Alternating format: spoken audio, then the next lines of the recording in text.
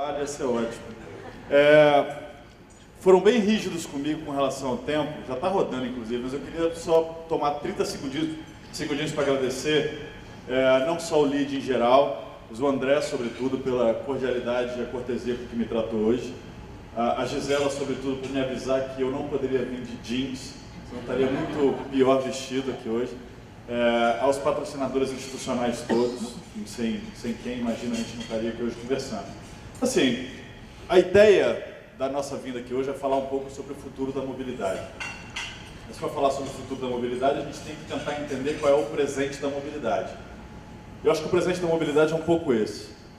Mobilidade urbana, hoje, em alguma medida, se resume a carros e carros individuais, ou ao uso individualizado que se dá dos carros. É claro que isso é uma simplificação, enfim, que beira o absurdo. A gente entende a rede de mobilidade como rede de transporte público, ciclovia, etc. Mas a grande verdade é que a problemática que a gente enfrenta hoje, ela é ocasionada por isso. A gente tem esse slide aí para mostrar que hoje são 1 bilhão e 200 milhões de carros no mundo, quase a população da China, que em si não seria um problema se a gente não utilizasse os carros de maneira muito ineficiente. Ou seja, aqui no Brasil, por exemplo, a gente tem uma média de uso de carro, entendendo o carro particular como um ativo que pode ser usado por até 5 pessoas, ele em média é utilizado por 1,2 indivíduos. Ou seja, por isso que a gente acaba congestionando as ruas de qualquer centro urbano que a gente vá no Brasil.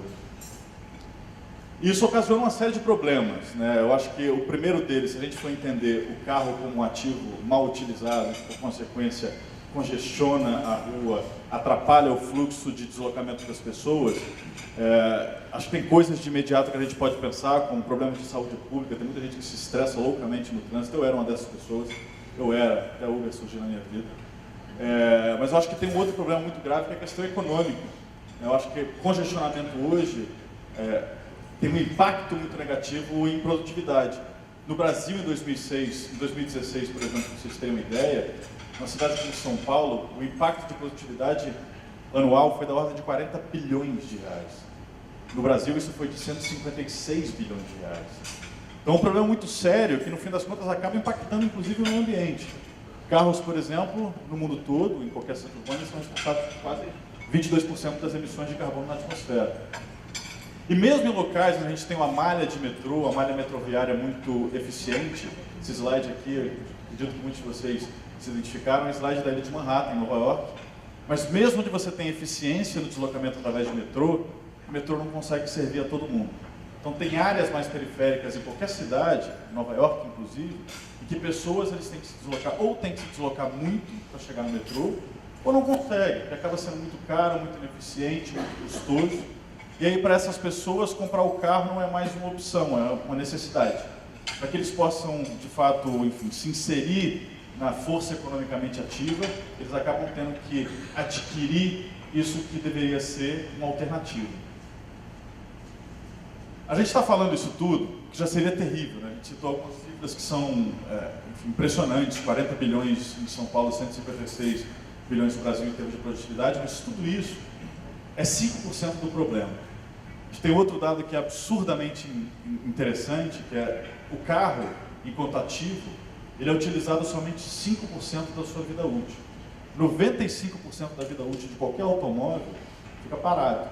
Ou fica parado na garagem das suas casas, na minha casa antigamente, ou na garagem do escritório, e só 5% do tempo ele está se deslocando e acabando com o fluxo das cidades, congestionando as artérias urbanas.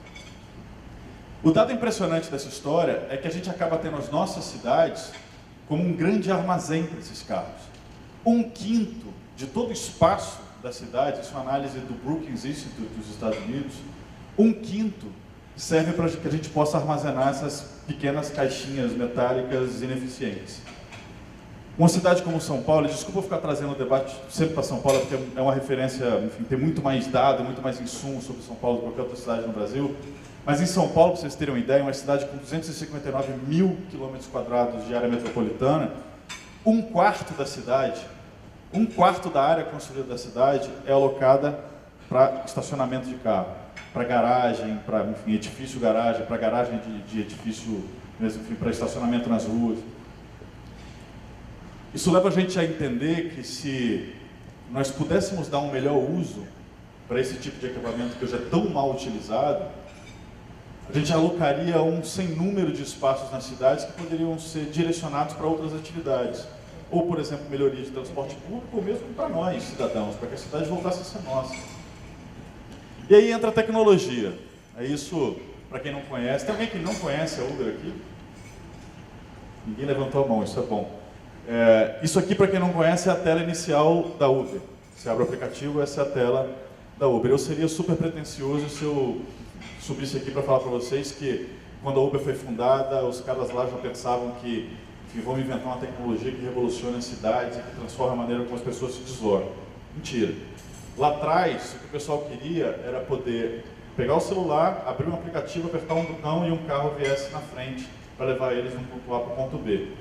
E lá atrás a lógica era mesmo um transporte um pouco mais luxuoso. Se o pessoal queria se deslocar, a história da Uber é curiosa, o pessoal chegou, enfim, num hotel e tinha uma série de carros parados e falou assim, por que esses carros não estão lá buscando a gente?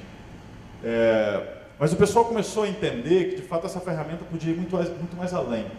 Que esse transporte quase que elitizado poderia se transformar de fato para impactar e para gerar uma externalidade positiva nas cidades. E à medida que a Uber foi se consolidando como uma ferramenta, quando eu falo Uber é muito mais esse tipo de ferramental do qual a Uber é um representante relevante, digamos assim. O pessoal começou a entender que à medida que esse sistema se consolidava, as pessoas optavam por essa alternativa propiciada por tecnologia se ela respondesse a dois pilares fundamentais. Seria acessibilidade e eficiência. Acho aqui que esse é o primeiro ponto que eu queria mostrar para vocês. Esse aqui é o primeiro pilar.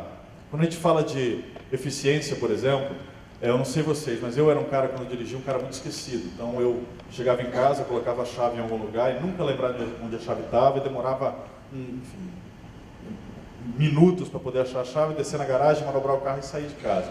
Isso me custava aí uns 10, 15 minutos até que eu pudesse de fato estar em movimento. Hoje com a Uber eu faço isso em 3 minutos. Eu acho que essa pequena história é um pouco para representar o que esse mapa significa.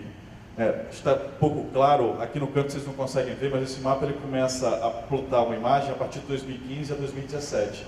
Vocês conseguem ver como essa imagem mostra como a Uber se resumia ao centro expandido da cidade de São Paulo, com um tempo de espera mais ou menos de 5 minutos. E hoje a gente consegue chegar em áreas periféricas com uma média para a cidade, para a área metropolitana toda de São Paulo, de aproximadamente 6 minutos. Mostra que, a partir do momento que você é uma alternativa confiável, você confia de fato que você tem um transporte, ou tem um carro à sua mão, sempre que você precisar, você vai abrir mão do seu carro particular. Essa é a mesma lógica para Paris. Tem uma história Paris, mas eu não vou conseguir contar por conta do tempo. Depois, se for o caso, se alguém me fizer uma pergunta, eu falo sobre ela. E aqui é um pouco da lógica de acessibilidade. Eu acho esse gráfico absolutamente impressionante. E é um gráfico que, para mim, ele significa muito, porque, enfim, eu e a Andréia, que está aqui, nós somos um dos mais antigos da Uber. A Uber começou operações no Brasil em julho, agosto de 2014, eu fui contratado em setembro. Então eu vi isso tudo nascer e eu vi muito dessa construção que a gente consegue mostrar nesse slide. Ou seja, hoje a gente consegue alcançar zonas conurbadas como Osasco, Barueri, ou mesmo o aeroporto de Guarulhos, com uma massa quase que consolidada como uma massa una de deslocamento, de padrões de deslocamento. E isso no início era um serviço que, na verdade, era a tradução de uma ideia que 6 pessoas tinham numa salinha bem pequenininha no escritório em São Paulo e achavam de verdade que tecnologia podia reinventar a maneira como as pessoas se deslocavam. E no fim das contas, quando a gente mostra que essa ferramenta ela pode ser de fato acessível, não importa de qual classe social você seja, não importa em que região da cidade você more, mas você vai ter sim uma possibilidade de se transportar com essa nova ferramenta envolvida por tecnologia. A partir do momento que você constrói esse racional e que isso vira um fato consolidado, aí de fato a gente tem um sistema que pode almejar substituir a lógica ou os padrões de mobilidade que a gente tem hoje no presente para melhorar como isso funciona no futuro. Isso aqui é a mesma representação de Paris, de novo, a mesma história. E isso aqui eu acho que é outro, enfim, é um outro sinal, porque quando a gente fala que o carro é o grande problema, enfim, aí eu me reporto de novo àquele terceiro slide que eu mostrei um pouco de Nova York, a gente pode imaginar que a Uber almeja, no fim das contas, sistemas como a Uber almejam substituir o transporte público. E, na verdade, é exatamente o oposto disso. A gente quer provar que esse tipo de sistema fomentado por tecnologia pode complementar com muita eficiência o transporte público. E a gente sabe, vocês sobretudo aqui nessa sala, sabem que transporte público, a construção da estrutura, da infraestrutura para transporte público é muito cara. Construir uma linha de metrô, não me cabe aqui citar números específicos, mas a parceria público-privada que construiu a linha 4 do metrô em São Paulo, ela, enfim, foi orçada na ordem de dezenas de milhões de reais. Com tecnologia, a gente consegue atingir uma área muito mais capilar, muito mais distante, muito mais periférica, a custo zero. Não custa nada para os cofres públicos, não custa nada para o contribuinte, poder fazer com que esse tipo de transporte público, se complementado por tecnologia, pode chegar muito mais longe. E esse slide é a continuação do exemplo anterior e mostra como, por exemplo, a tecnologia consegue criar e incentivar padrões. Aquele slide, esse aqui, mostra como 30% das viagens da Uber em Londres, elas terminam a 100 metros de distância de uma estação de metrô. E isso mostra a complementaridade que tem de pessoas que querem, de fato, chegar na estação para continuar sua viagem, ou que estão finalizando sua viagem na estação e depois pegam, enfim, uma viagem com um aplicativo como o da Uber para chegar em casa. E esse outro slide aqui mostra que quando Londres, ou quando a Prefeitura de Londres decidiu abrir o metrô para a madrugada, a gente viu muito menos viagens se iniciando ou se finalizando na área central e muito mais viagens sendo deslocadas para a área periférica. Ou seja, se você tinha um metrô funcionando 24 horas, a pessoa da periferia não sentia necessidade, de repente, de pegar um Uber lá onde ela de repente trabalhava, ou ela acabou o trabalho dela. Ela podia ir com o metrô até o ponto final e de lá pegar um Uber para chegar na sua casa. E a gente vê isso com muita dinamicidade. Esses padrões acabam se encaixando na lógica de deslocamento urbano com muita facilidade. E aí a gente começou a perceber, a gente começou a ser visto de problema. A Uber, imagino que alguns de vocês imaginam, a gente causou algumas controvérsias aí mundo afora, mas de problema a gente passou a ser visto como solução. E aí tem alguns exemplos de, enfim, prefeituras ou gestores públicos que olharam para a Uber como uma alternativa de complemento às suas políticas locais. Tem o exemplo de Nova Jersey, por exemplo, que eles decidiram não mais gastar dinheiro com estacionamento, mas substituir o subsídio de viagem em veículos compartilhados, carros como o da Uber. E tem também o exemplo de São Paulo, recentemente, que o prefeito João Dória anunciou publicamente, isso ainda não está consolidado, por questões muito mais jurídico-institucionais do que outra coisa, mas anunciou publicamente que ele pretende substituir toda a frota locada, colocada à disposição do poder público por veículos compartilhados, como os oferecidos pela Uber. E esse slide é interessante porque, se vocês forem, eu acho que isso é outra forma de mostrar como a gente pode servir e trabalhar junto com o poder público. Se vocês forem como eu, que gostam de sair à noite, tomar uma cervejinha, e claro, nenhum de vocês, óbvio, bebe e dirige, imagino, esse gráfico mostra como à noite, enfim, fim da noite, início da madrugada, os padrões de viagem em plataformas como a nossa, eles tendem a aumentar. Isso sinaliza, por exemplo, o pessoal que, de forma muito consciente, deixa o carro em casa e escolhe voltar para casa de Uber em lugar de sair dirigindo. E isso é reflexo de uma política pública. Isso é uma parceria que a gente fez, eu não lembro onde, mas que a gente fez com uma prefeitura dos Estados Unidos, que a gente começou a incentivar esse tipo de viagem através de veículos compartilhados. Pois bem, gente, eu acho que tudo isso é muito ilustrativo dos impactos ou das externalidades positivas que a gente causa, mas nada disso de fato revoluciona a mobilidade urbana, nada disso de fato dá algum indicativo de que o futuro da mobilidade urbana pode ser lastreado em tecnologia. Eu acho que esse slide é a exceção. O que a gente identificou com o passar do tempo, enfim, a Uber nasceu de novo como uma ideia de colocar um carro à disposição de um usuário no tempo mais curto possível. Só que a gente começou a identificar que, quando a Uber ganhava, à medida que a Uber ganhava em escala, a gente começou a identificar que existia uma série de padrões duplicados de viagem, ou seja, mesmos indivíduos diferentes, que realizavam viagens ao mesmo tempo para lugares semelhantes. E a gente começou a se perguntar, por que a gente não tenta implementar algum mecanismo para que, em lugar dessas pessoas se deslocarem para o mesmo lugar ao mesmo tempo, mas em carros diferentes, de tentar criar uma sobreposição e fazer com que essas pessoas, na verdade, comecem a compartilhar os carros. E aí nasce um conceito que a gente denominou Uberpool. E essa é a representação mais fiel de como o Uberpool pode impactar positivamente os centros urbanos. Isso aqui é São Francisco. Hoje, em São Francisco, 50% das viagens de Uber são realizadas com Uberpool. O mapa da direita, esse padrão de deslocamento, eu acho que não dá para ver legal, né, para vocês, mas enfim, isso aqui é um mapa da direita, um mapa muito menos denso, muito menos linhas de calor, que mostra os padrões de deslocamento com Uberpool, ou seja, os carros compartilhados tirando mais ativos ou mais veículos das ruas e colocando mais gente, concentrando mais gente no mesmo carro. E o mapa da esquerda mostra esses mesmos padrões de deslocamento se não existisse Uberpool.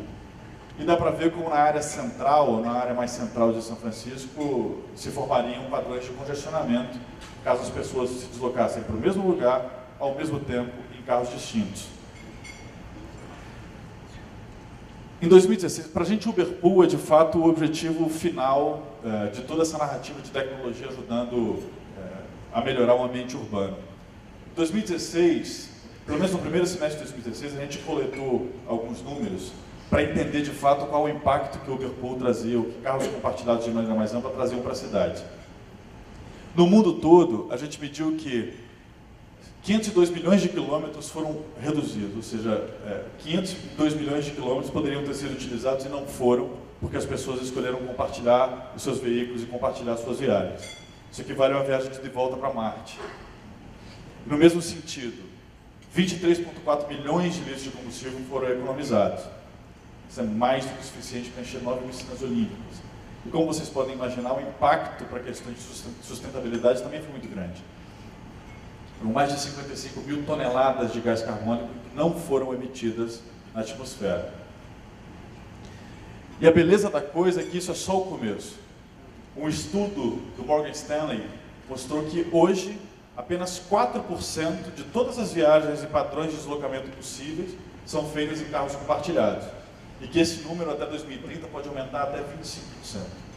Então a gente está no período absolutamente embrionário dessa revolução, dessa transformação para novos padrões de deslocamento. E a gente se sente muito orgulhoso de estar na origem disso, de estar fomentando muito mais do que essa mudança de mentalidade econômica, porque afinal de contas, uma viagem compartilhada é por definição mais barata, já que eu estou compartilhando os custos para a pessoa, mas a gente também está fomentando uma revolução ou uma mudança de mentalidade, uma operação de uma mudança cultural. Sobretudo aqui, eu tenho, apesar do sotaque falsificado, eu sou originalmente de Natal, no Rio Grande do Norte, e eu sei como no Nordeste existe uma coisa de status com relação ao carro. O carro não é só um meio de deslocamento, é um ativo que você mostra para as pessoas. E eu também fiz parte dessa geração que, quando entrava para a faculdade, eu completava 18 anos, queria ganhar um carro para dizer que, enfim, agora eu tenho minha independência de transporte. E eu me lembro, enfim, muito orgulhosamente, quando eu comecei a ir para a faculdade de carro e não mais precisei pegar ônibus. Melhorou muito a minha vida amorosa, aliás. Mas eu acho que no futuro, e esse slide é importante, por isso que eu falei de operação de mudança cultural. No futuro, e hoje essa nova geração já dá demonstração muito clara disso, ter um carro vai deixar de ser uma coisa necessária.